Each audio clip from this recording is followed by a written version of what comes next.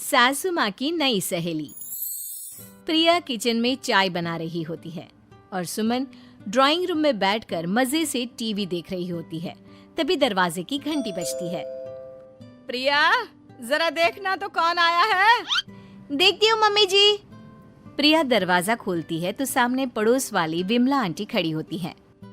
नमस्ते आंटी जी, कैसी हैं आप?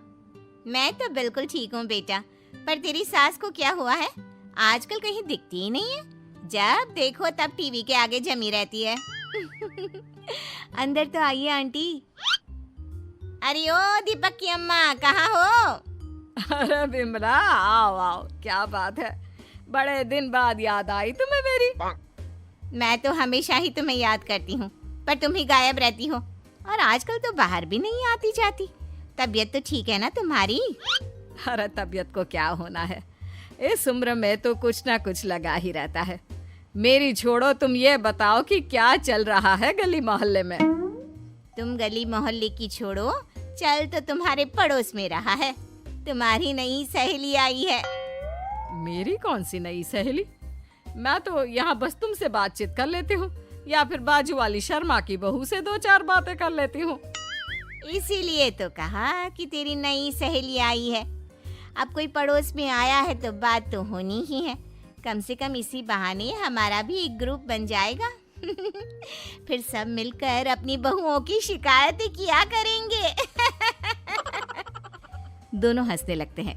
तभी प्रिया चाय लेकर आती है और सामने टेबल पर रख देती है। दोनों चाय पीती हैं और बातें करते हैं। चलो मैं चलती हूँ, अब कल मिलते हैं। राम राम। अगले दिन प्रिया किचन में कुछ काम कर रही होती है और सुमन आराम से सोफे पर बैठकर मटर छिल रही होती है। तभी डोरबेल बजती है। प्रिया दरवाजा खोलती है तो सामने उनकी नई पड़ोसन खड़ी होती है। जी, आप कौन? मैंने पहचाना नहीं। नमस्ते बेटा, मैं शारदा, आपके बगल वाले घर में अभी 2-4 दिन पहले ही शिफ्ट हुए हैं। ओह अच्छा अच्छा अच्छा, नमस्ते आंटी, अंदर आइए ना आप। देखिए तो मम्मी जी, आज कौन आया है। इतना कहकर प्रिया किचन में चाय बनाने चली जाती है। नई पड़ोसन को घर पे देखकर सुमन थोड़ा हैरान हो जाती है। नमस्ते बहन जी, मैं शारदा, आपकी नई पड़ोसन। अच्छा अच्छा, आप हैं हमारी नई पड़ोसन। आइए आइए, और बताइए कैसी हैं आप? जी बिल्कुल ठीक हूँ। वो दरअसल घर पर छोटी सी पूजा रखवाई थी, बस उसी का प्रसाद देने चली आई। सोचा इसी बहाने नए पड़ोसियों से भी मुलाकात हो जाएगी। ये तो बहुत अच्छा सोचा आपने। सुमन प्रिया को आवाज लगाती है। अरे ओ बहू, जरा चाय पानी का तो आके पूछ लो। ये आजकल की बहुएं भी ना, जब तक बोलो नहीं तब तक कुछ नहीं करेंगी। आई मम्मी जी। प्रिया चाय लेकर आती है। दोनों बैठकर चाय पीती हैं और खूब सारी बातें करती हैं। अच्छा बहन जी, अब मैं चलती हूँ, फिर मिलते हैं।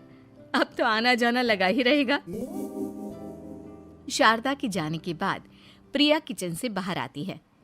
क्या बात है मम्मी जी, आप दोनों को देखकर तो लगा ही नहीं कि पहली बार मिल रही हो।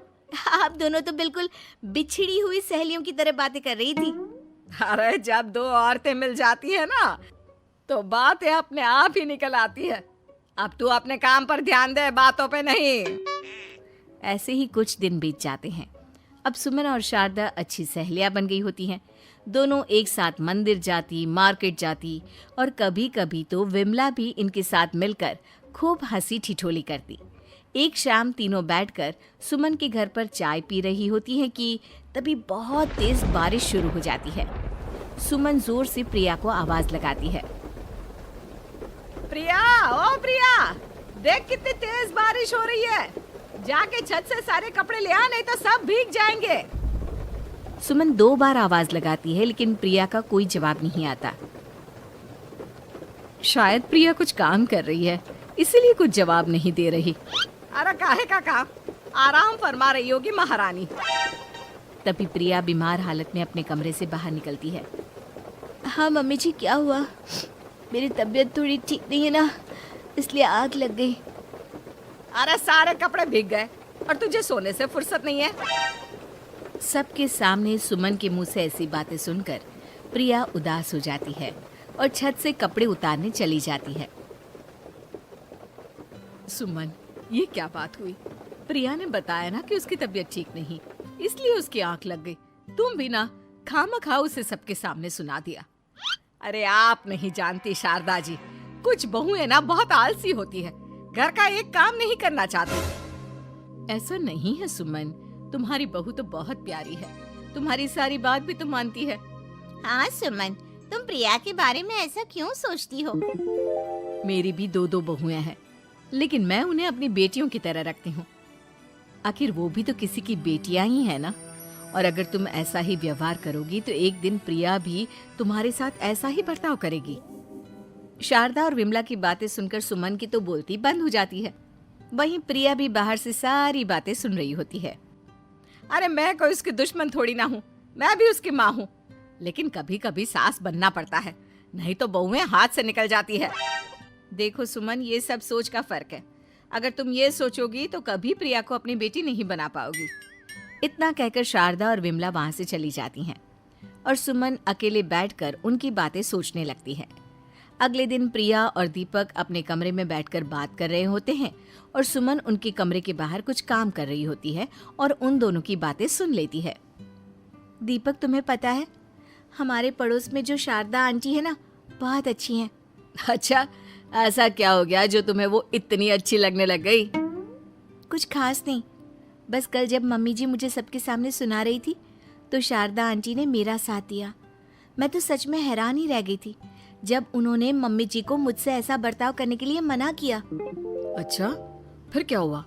होना क्या था, शारदा आंटी तो मम्मी जी को समझा ही रही थी कि बहू को भी बेटी की तरह ही रखना चाहिए, लेकिन मम्मी जी तो मम्मी जी है ना, उन्हें तो मुझ में हमेशा कमी ही दिखती है।